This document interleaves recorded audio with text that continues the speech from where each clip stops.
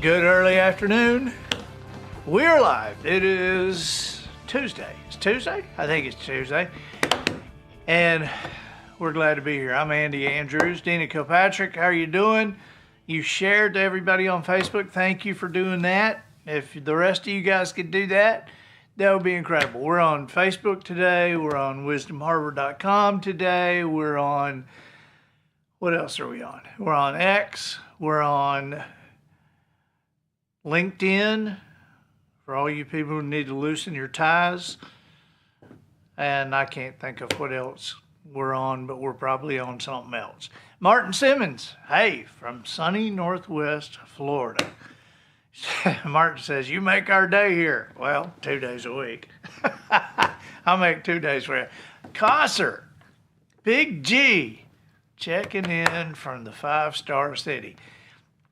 I'm glad you're here, Big G. I was thinking about you yesterday. We need a phone call. Patty Waits, you joined. Yay, I'm glad. How are y'all doing? We got people in the studio audience. You need to move over. I mean, you're where you can only see like half of me, and I see you kind of leaning that way, and I'm leaning that way because I'm looking right into a light.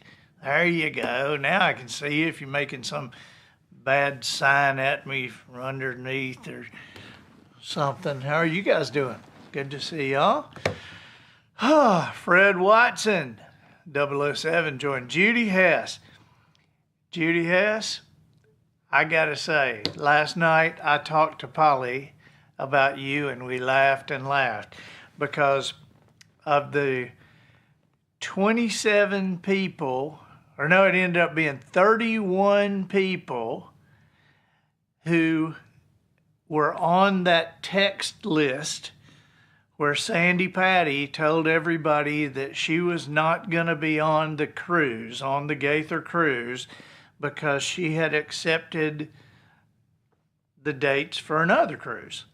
And they are going exactly the same place we're all going, exact same ports, exact same days.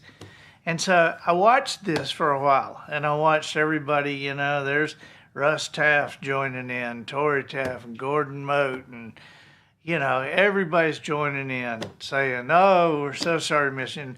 And Sandy said, well, if I lean out of my cruise ship and I say, I'm excited, how about you? Then you guys say, we're excited, how about you? And we'll do that back and forth.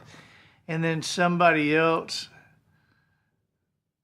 said something, and then I told Polly, I said, I put on there, how about you lean off the balcony and yell, what's your name?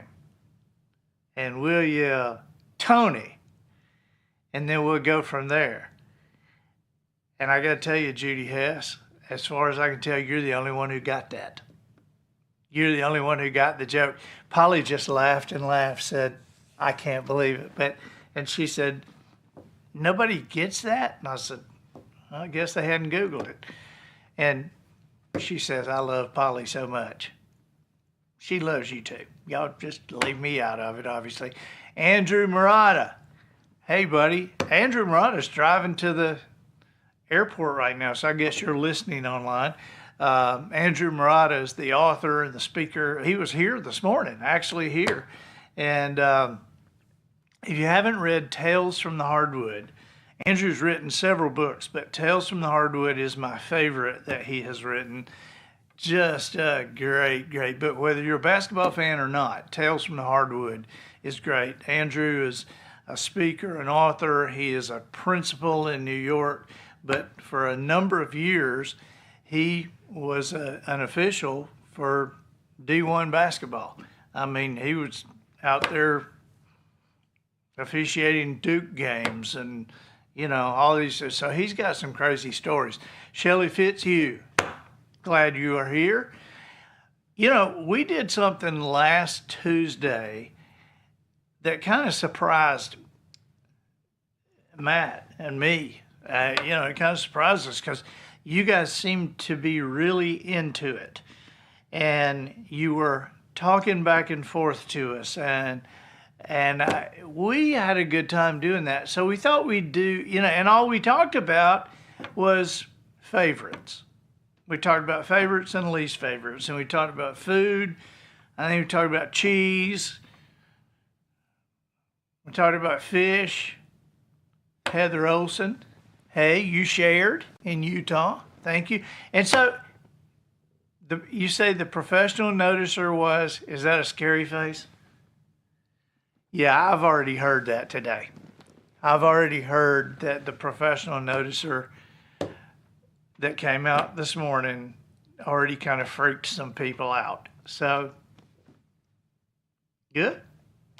Serena Garner, good afternoon from muggy Ferndale, Arkansas. Ferndale, that sounds like I would have heard of that before. This seems like there's a television show. I don't know. Marcy Taylor from hot and dry Richland, Washington. 98 expected today. Yikes. Shanda Danner, hey, sorry I'm late. Was painting. We wondered what you were doing.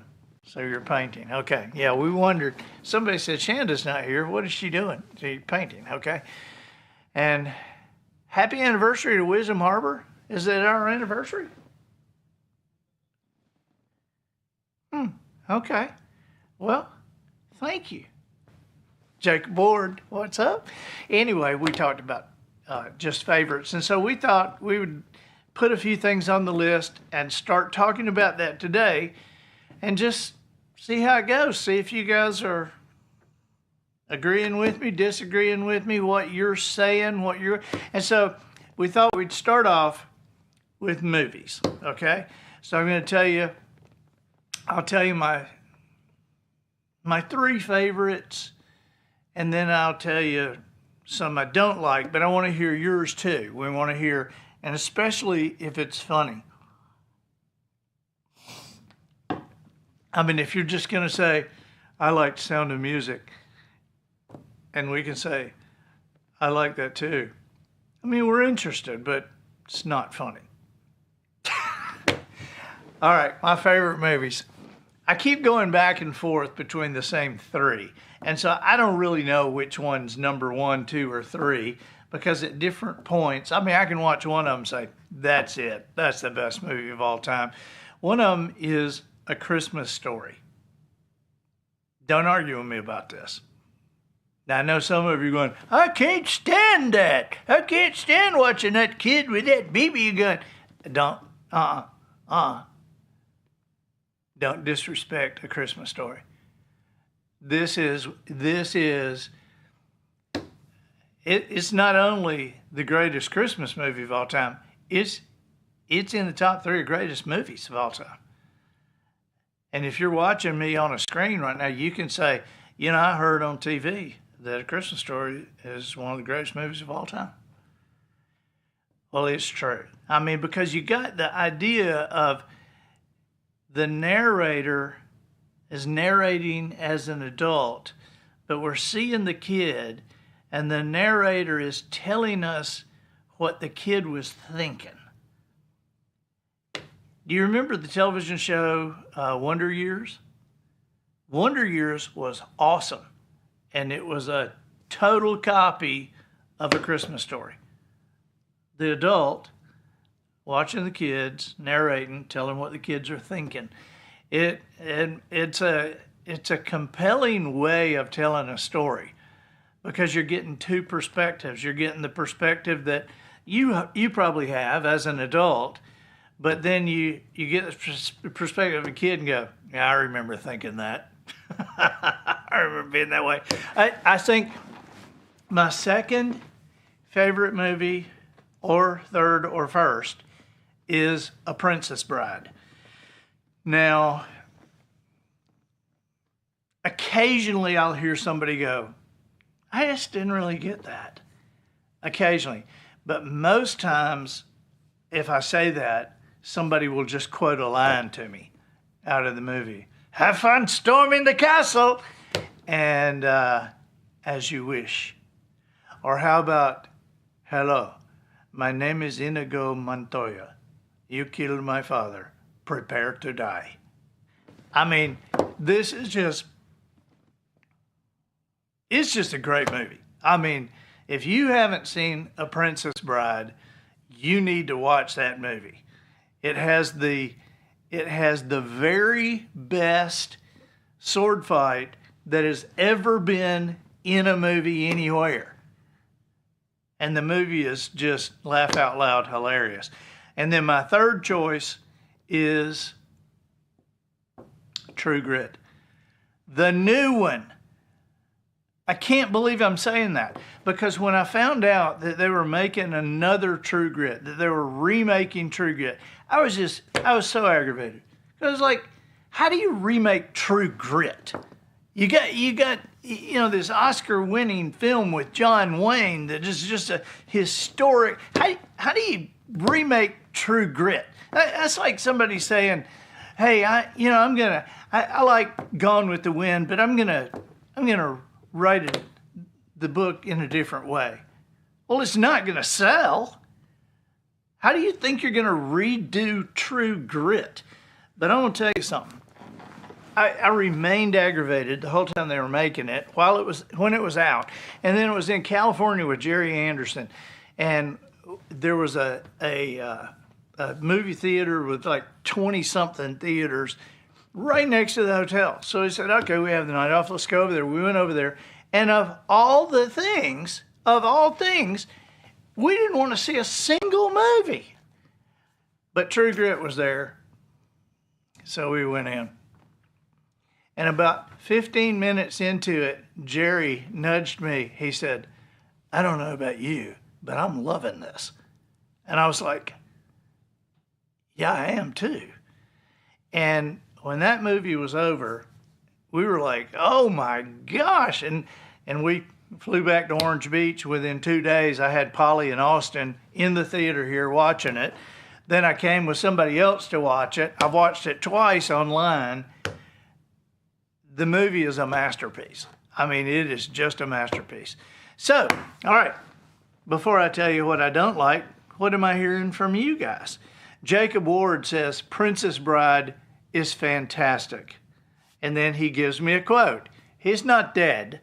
He's just mostly dead." That's a quote from Princess Bride. And I mean, Heather Olson, "You keep saying that word. I don't think it means what you think it means." Shelley Fitzhugh, "I love 12 O'Clock High, Sandlot, and Holiday Inn."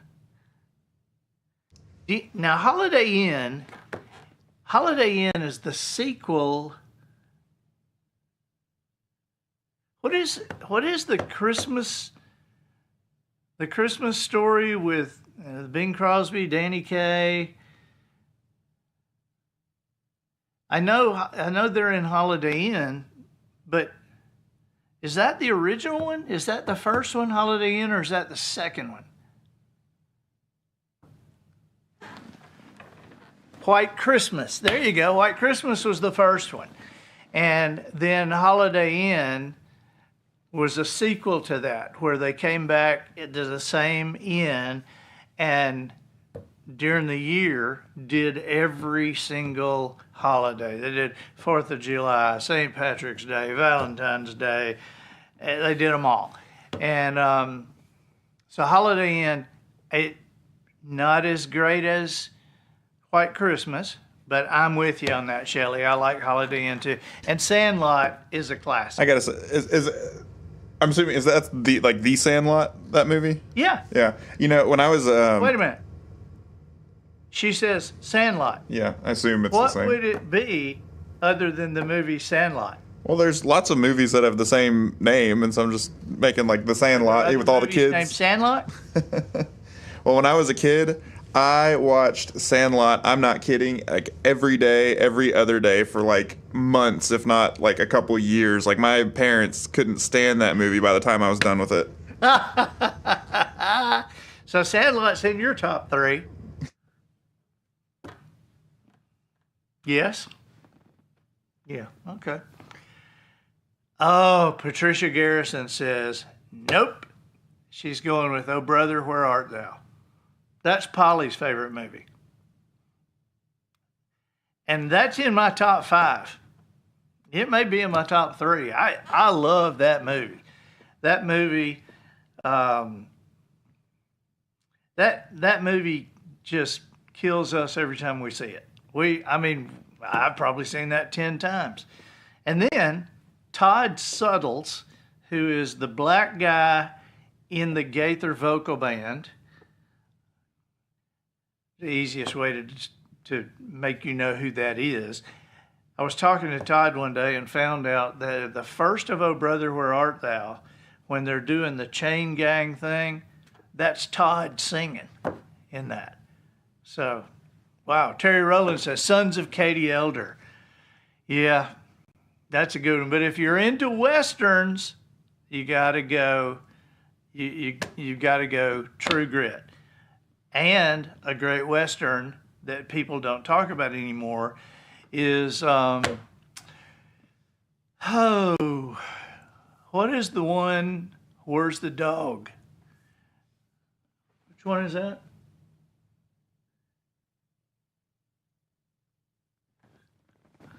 It had Brian Dennehy as a bad guy. It was the first movie Kevin Costner was ever in.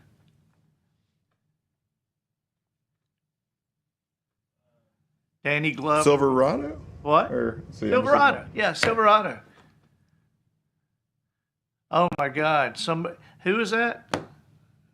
Shanda Danner said her husband and the first movie they saw on the first date was Jaws. I'm assuming you didn't leave Jaws and go to the swimming pool or the lake. Tim Classics. Tim Patton says 3 classics: Blazing Saddles, Caddyshack, and Animal House.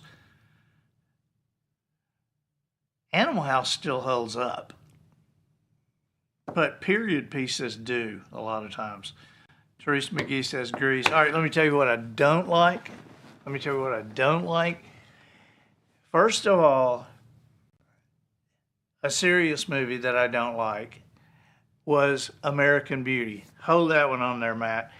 American Beauty. It won an Academy Award.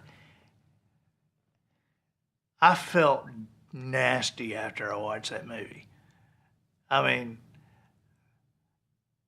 I don't just not recommend it. I recommend you not see that movie. It won an Academy Award. Kevin Spacey was in it, Annette Bening, I think. But every part of that movie is just bad. I'm just telling you, it's just bad, and it ended going downhill. It was a horrible movie. Now, on the lighter-hearted side, I do not like The Wizard of Oz. I don't like it. I hate it, as a matter of fact. I hate it. You know, a lot of kids would pretend to be sick so that they could stay home on Sunday night from church and watch Wizard of Oz when I was growing up, because that's the only time they would ever play it. Every other year, once on Sunday nights. And of course, there was no VCRs or anything then. And so some kids would stay home and get to watch. We get to watch Wizard of Oz. It wasn't no getting to watch me. If I watched it, I had to watch it. Somebody was, Mama was making me watch it. It's the longest, most convoluted, boring movie, not just of all time, but of every time, in every dimension, even in parallel dimensions. The Wizard of Oz is a bad movie. First of all, the Tin Man. And you got to oil the Tin Man? No, you don't, because tin doesn't rust. He would have been the Steel Man if you'd have had to oil him. He was the Tin Man. And so all that oil they wasted on the Tin Man, him going, it's just, who's going to believe that? It's totally unbelievable. Of course, the Steel Man, you could believe that, right? But here's the other thing that really because I didn't like it all the way through. I didn't like it I didn't like the monkeys. I didn't like the midgets. I didn't like anything all the way through. And then when they get to the end, and the good witch says, Dorothy, all you have to do is click your heels together 3 times and say, there's no place like home, there's no place like home, there's no place like home. That's all she had to do. You could have told her that in the first of the movie.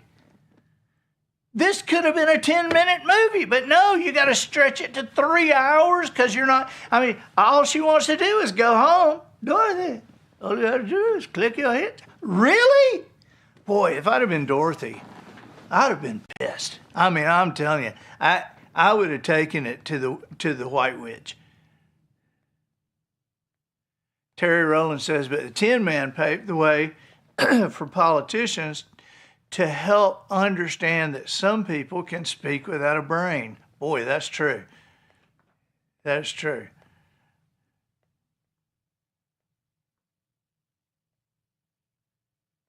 The lion wanted courage. Tin Man wanted a brain. What did the Scarecrow want? It was the Scarecrow that wanted the brain. It wasn't the Tin Man that wanted the brain. Terry. Tin Man wanted a heart. Knight's Tale. Yep. Knight's Tale.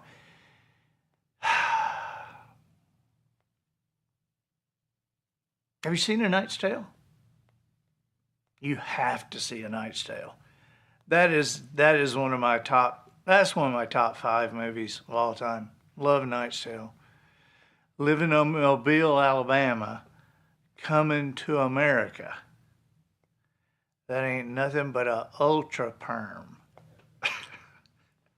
I remember Coming to America, but I don't remember anything out of it. That's Coming to America. That was, I know it was Eddie Murphy. Wasn't it also Arsenio Hall? Whatever happened to Arsenio Hall? I don't know. He's probably sitting around in California going, you remember Andy Andrews? Whatever happened to Andy Andrews? So, anyway, we were comedians at the same time. You know, they made a second Coming to America a few years ago. Really? Yeah. And what was the name of it? Coming to America 2. Coming to America again? Okay, so what's our next topic? TV series, The Andy Griffith Show. Okay, move on. There ain't anything better than The Andy Griffith Show. The only one who nudges it, and sometimes is better than, is MASH. Patricia Garrison did not like Knight's Tale. How do you not like Knight's Tale? What do you not like about Knight's Tale, Patricia? How could you not like Knight's Tale? That has the best dancing scene that I've ever seen in a movie. A Knight's Tale. Remember when the girl he likes is gonna have this big ball and is gonna dance, and everybody thinks he's from Gilderland, and they say, "Show us a dance like from Gilderland," and he goes, "Well, first you put your hand out like this," and everybody does that. And he goes, "Then you step." And everybody steps. And he's starting it, and then this music starts behind it.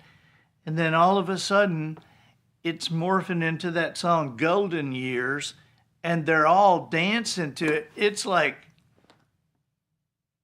come on, Patricia, you gotta like A Knight's Tale. We still say some lines from A Knight's Tale. Lady, it's a lance. I'm trying to think of something else. And also the Chaucer lines. Austin said one of them yesterday, and I wish I could remember what the line was. I remember what it was, I just can't say it. So, but TV series, MASH, MASH is just as good as it gets. I mean, you can, and I think the Andy Griffith Show is as good as it gets. They're on different pillars, but to me, that you can go, you know, MASH is 50 years old. It's right at 50 years old. The Andy Griffith Show is 65 years old, and that you can still turn them on and still sit and watch them and enjoy them and be right with it. I mean, I can sit somebody down, have them watch 2 episodes of MASH if they've never heard of the show. And MASH, the Andy Griffith Show, they are as good as anything right now. I mean, they're not as violent, maybe, not as dirty or whatever, but the storyline, the acting, the casting, really good, really good. Any TV series that you guys really don't like? God, we don't even need to get started on that. There's so many series that we don't like, isn't there? But is there anything that you had to watch growing up that somebody made you watch and you just like, I hated that show? I remember hating the cartoons when the cartoons started getting bad, when they started making cheap cartoons. You remember what the first cheap cartoon was? Johnny Quest. Remember? I mean, I kind of liked Johnny Quest because it was cool. But that was when everybody started walking like this. Because they're cheap cartoons. You know, they weren't smooth like Bugs Bunny. And then they come out with Speed Racer. And that was the same way. Darlene McIntyre, like the Mary Tyler Moore Show. Me too. Patricia Garrison. Well, you like MASH. You don't like A Knight's Tale, but you like MASH. Ron Kerner says the Waltons.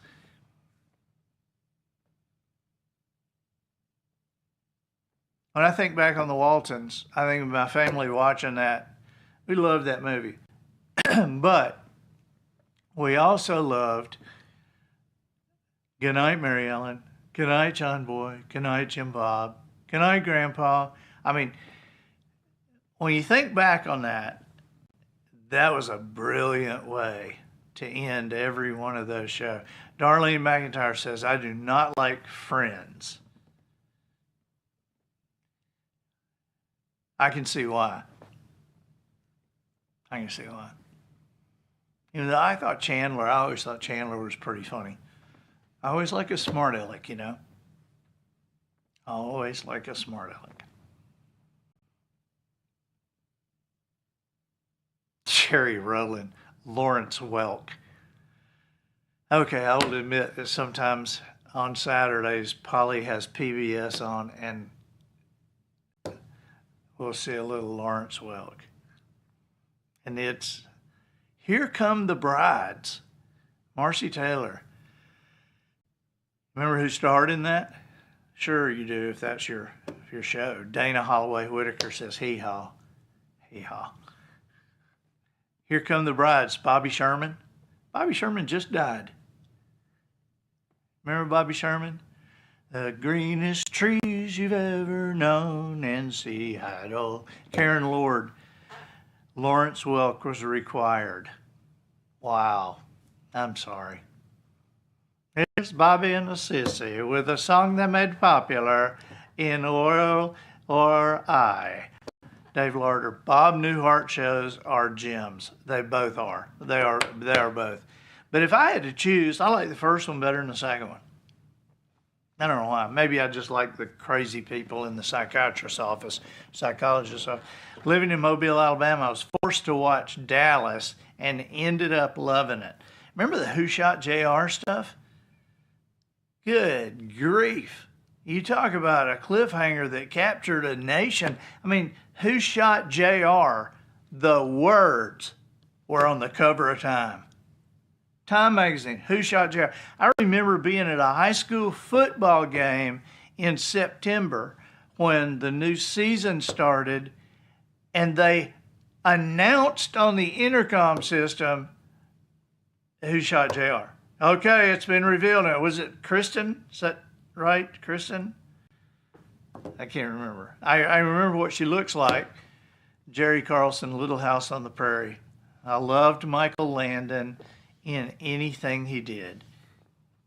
I always wore that green jacket in Bonanza.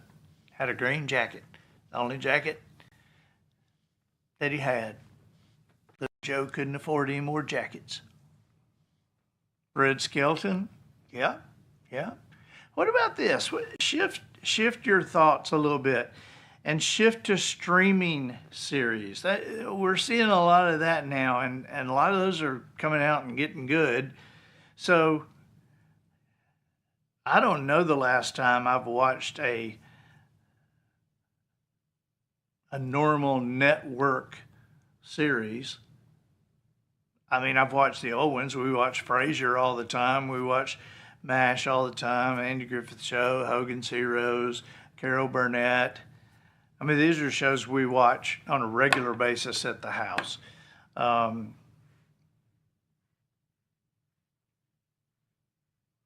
the streaming series, I know that's kind of taken over some stuff.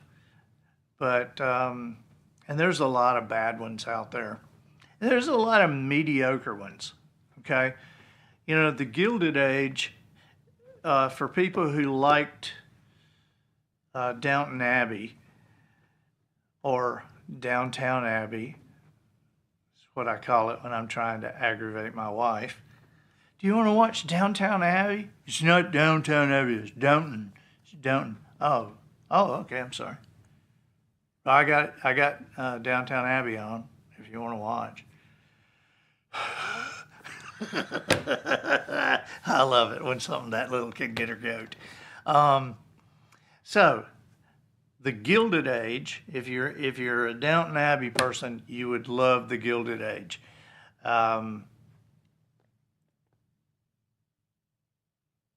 But if you're,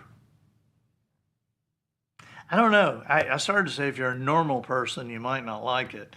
But normal people seem to like Downton Abbey. I mean, that was huge. Have you seen, it's on BBC, just like Downton Abbey is. Have you seen All Creatures Great and Small?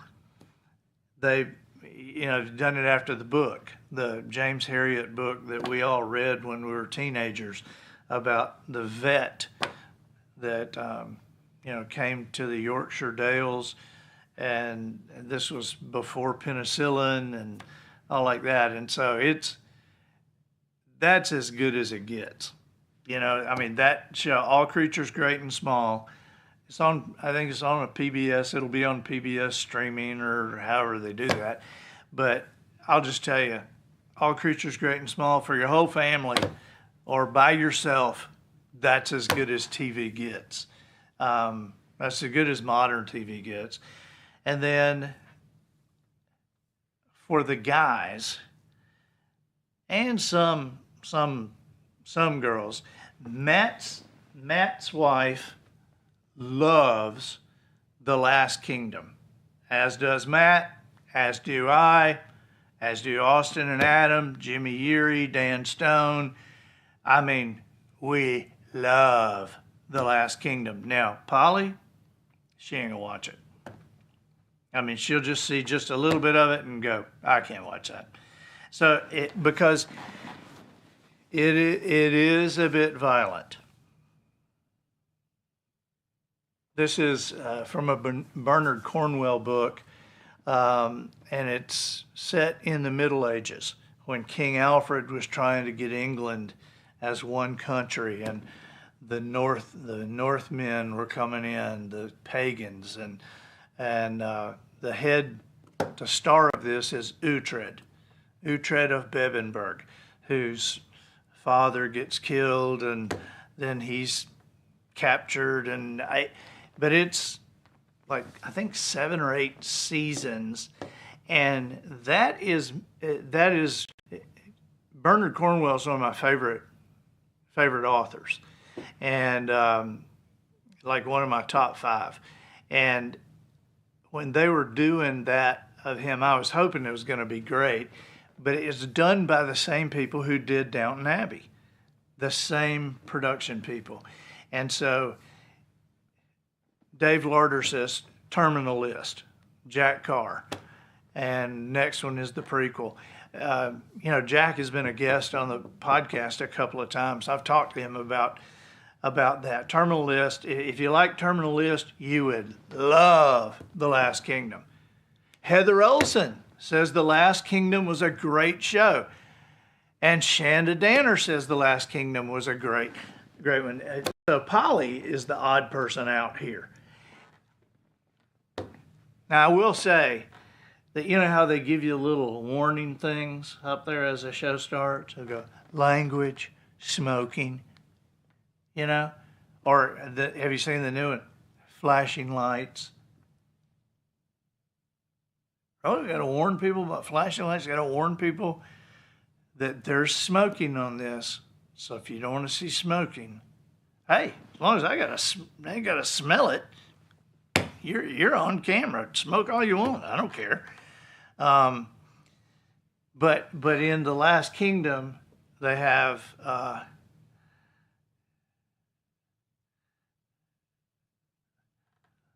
language, they have violence, but I've never seen this before. They have gore. Oh, not just violence, but violence and gore. Oh, nice. Anyway, Last Kingdom. Man, that's just great. All right, now I'm fixing to lay one on you that I don't know that you have heard of. But this is on, by the way, The Last Kingdom is on Netflix. And I think the one, Jack Carr's thing, Terminal List, is on Netflix as well. But this one I'm about to tell you about is on Amazon Prime. It's on Acorn TV, which is part of Amazon Prime. But it's, the Terminal List is Amazon too. Okay, I thought it was Netflix, but it's Amazon. Okay. All right, so this next one, it's made in New Zealand, and it's called The Broken Wood Mysteries. Broken Wood Mysteries. Polly and I were just looking, we were just glancing through. You know how you just go through some of this stuff and you go, no. So what is this? We just called it up and it just had a guy and a girl on the screen and said, Broken Wood Mysteries is set in a small town in New Zealand where Mike has come to kind of recover. He's been a big city detective and now he's coming there and just going to work on the police force, kind of rest. But, as you see in some of these foreign movies, you get, it seems like if you set a murder mystery in a small town, everybody starts dying. I don't know what, Midsommar? You seen Midsommar? They'll kill 7 or 8 people a week. How does this little town take it? But Brokenwood is kind of like that, but it makes more, Father Brown is just too campy for me. That's just too, I appreciate it and I like it, but it's just all too cut and dried. It's a little bit childish to me. You can see the murders coming. You know who did it. Father Brown solves it for you. It's too cut and dried. But Brokenwood, it is truly maybe one of my 5 best all-time television shows, which I can't believe. But we're in the 8th season right now. They're about to come out with season number 11. And all the extra people in this town, they have cast this thing so well. And all the extra people in this town they're all a big part of the show. You kind of get like the idea after a while, if you watch the Andy Griffith Show enough, you kind of get the idea that it's Mayberry that's the star. You know, Mayberry's the star of the show. It's not Andy and Barney. It's Andy and Barney and Floyd and Goober and Gomer and Aunt Bee and Opie and Johnny Paul and the preacher. And, it's like the town. Well, that's the way it is with Brokenwood Mysteries. We're in season 8 now, and we just can't wait for Frodo to make an appearance, or can't wait for the old lady to make an appearance, because she does every week, and she's always involving herself in something. And it's really good. And it's so well written because you don't know who did it. I mean, you just don't know. And one of the things that we've noticed about Brokenwood that we like, the victims are always people you wish they would die anyway. I mean, they're just, you know what I'm saying? It's the mean woman. It's the old grouchy guy. It's the guy, the young guy causing trouble. I mean, there are some shows, like some shows that they get the killing done right up front. So you just know. In the first 60 seconds, somebody dies. In Brokenwood, it may be 15 minutes before somebody dies. And when they die, you have been given 15 minutes to hate their guts and be glad they're dead. So it's just another little bonus in a murder mystery show. It's a bonus. I mean, when you don't have to feel sorry for who got killed, and you feel like, yeah, I don't care if they catch them or not. I'm just glad they're dead. So, I mean, that'll put a good show on for you. Darlene McIntyre. Everywhere Jessica Fletcher goes, people get murdered in Murder, She Wrote.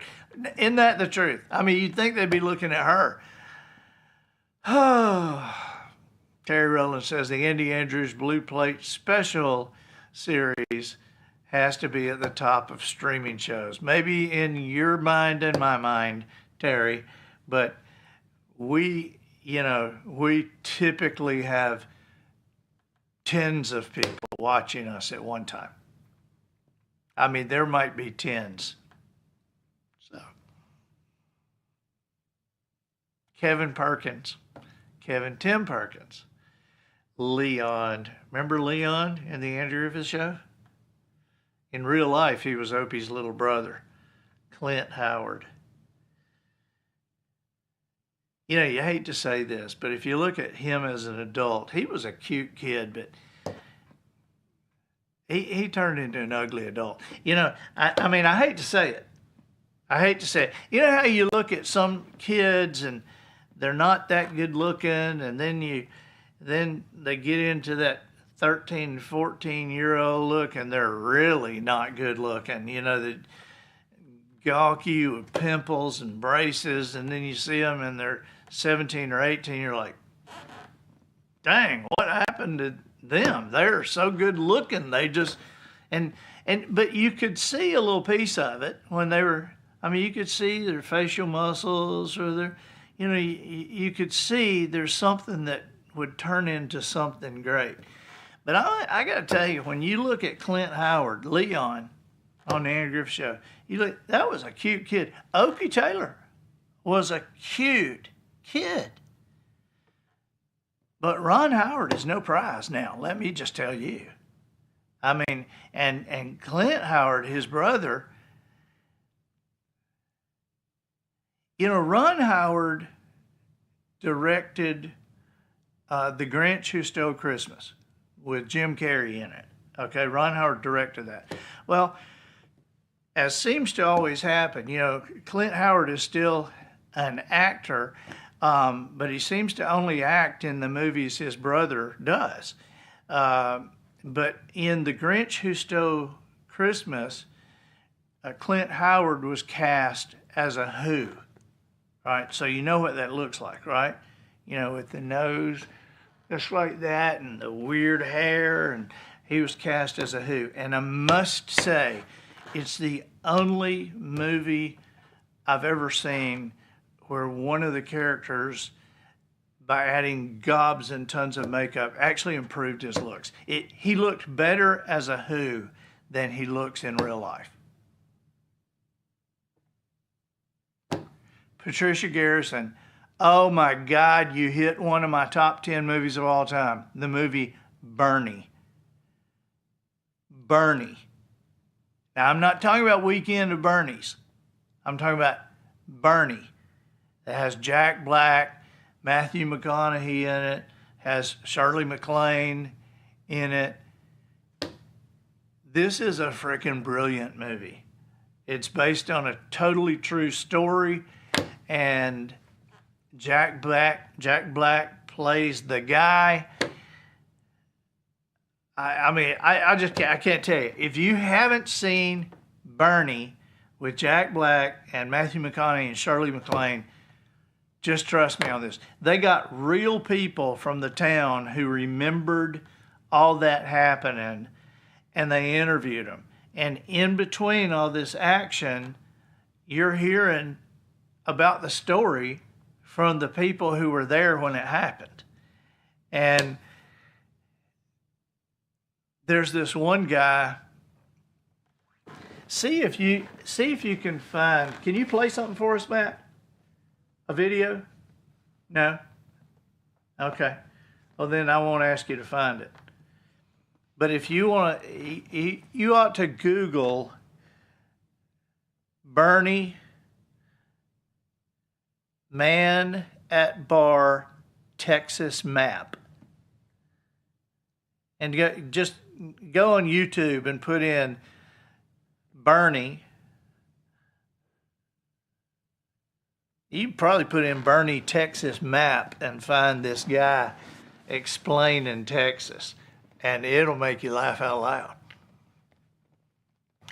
So Terry Rowland says Clint was great in Waterboy. Huh. You can do it. Now you know who I'm talking about? Yeah, I got it now. All right, so what's your homework for the week? Watch Brokenwood, The Last Kingdom. Oh, Kevin Perkins, Babe. Story about the pig. Great movie. Yeah, that was just a great movie. Bar-ram you. Yeah. Great movie. I'm going to have to go home and watch something. You guys have got me fired up. I'm going to have to watch Babe again. I'm going to have to watch A Knight's Tale again. Probably have to watch Oh Brother, Where Art Thou? For the third time this week. Watch Princess Bride. I have to watch all this stuff again. Who said this? Darlene McIntyre, pleasantly surprised with the movie Contact, book by Carl Sagan. Contact, was that Jodie Foster in that? Yes? Yeah, I thought so. Yeah, Contact. I'm reading the book right now. You know the guy who wrote Martian, Andy Weir? Remember that movie came out with Matt Damon, Martian? I'm reading his newest book. It's called Hail Mary. And it's a space movie again. And it's about the people of Earth found out that the sun is dimming. And it's dimming because pieces of it are being taken by aliens to power their something or another, and they've seen that it's like within 10 years Earth will be no more because we'll be a frozen wasteland. And so the nations have come together. There is one star that's not being mined for this fire in our galaxy. This is the story. And the sun is a star that's being mined, and they're checking all these other stars, but there's one star that's not being mined. And so it's like 18 light years away. So they get a guy from America, a lady from Russia, and a guy from somewhere else. And they put the three of them, induce a coma, and put them in their last ditch effort to go and find out what's up with that star and how they might get hooked to it or whatever. But they call the spaceship, they call it the Hail Mary, because it's their last chance. And when this guy wakes up after these light years have passed, he wakes up and the lady from Russia and the guy from somewhere else are dead in their bunks, and they've already decayed, and he's just been in his coma, and he wakes up and now it's all him. And so it's a pretty good book so far. It's pretty smart alecky, and I like the fact that the author chose to make this character kind of a I don't know, I want to say a clean person. They chose to make this character, instead of making this book without bad language, they made the character who doesn't use bad language. And he says stuff like, holy cow, and, holy moly, and I'm going to put you on your butt, and get your butt out of my way, or, but he talks like that. And so rather than making the literary decision that I make with my books, just not having bad language in it, it's a very cool thing, because I can see how what he has done would satisfy the people that don't like stuff like I do. They want to have it in there. And now I'm getting off on a whole nother thing, and we're out of time. But I had a friend of mine who writes, and he has the F word and a bunch of other words in his books. And one of our other friends said, what are you doing that for? Why do you even got that in there? And he gave the answer that, you would expect, which is, it's the way people talk. And I won't disagree that now, you go in a restaurant and just walk by a booth and hear the F word out loud, it's just everywhere. So I don't disagree that that's the way people talk. But I think as an author and as a performer, entertainer, speaker, whatever you want to do, I think you are responsible to our culture and for our culture. And so by saying that's the way people talk, I'm just showing you how people talk, then somebody sent the culture downhill. And people didn't used to talk like that out in public. And so somehow somebody sent that culture downhill. And so this author friend of mine, by saying that's just the way people talk, he's following the culture. He's following and reinforcing the culture right downhill. And I guess as people talk worse, he'll write worse words in his books, because that's how people talk. Okay, so what I'm saying is that authors and speakers and entertainers, should be responsible to and for the culture. We should lead the culture.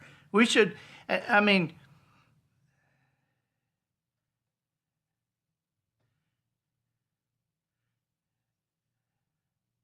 when I used to work as a comedian,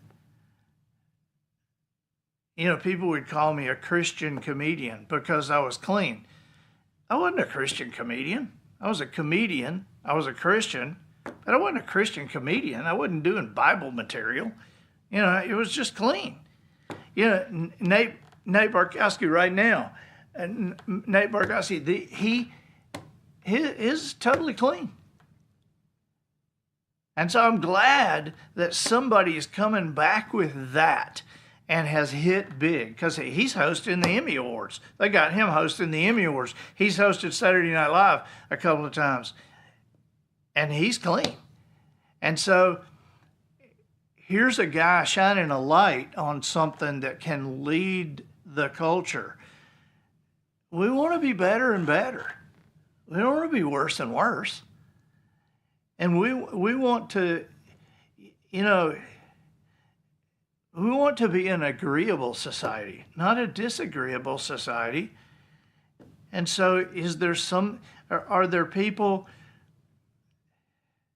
do you ever have a conversation with somebody and they go, hi, I enjoyed talking to you. I wish you'd have cussed more, but no, people don't do that. They just don't notice. They just enjoy your company. But then if you have a conversation with somebody who puts a couple of F words in there, do you think there's a possibility of somebody not liking that? Yeah, I think so. I think so. And so it just adds to disagreement. It adds to the things that we can disagree about. And we got enough things we can disagree about. Let's put some things that we can agree about on the ledger. So there's my sermon for today. And thank you for being with us. Sorry we went long, but I had a good time. Hope you had a good time. And we'll see you Thursday.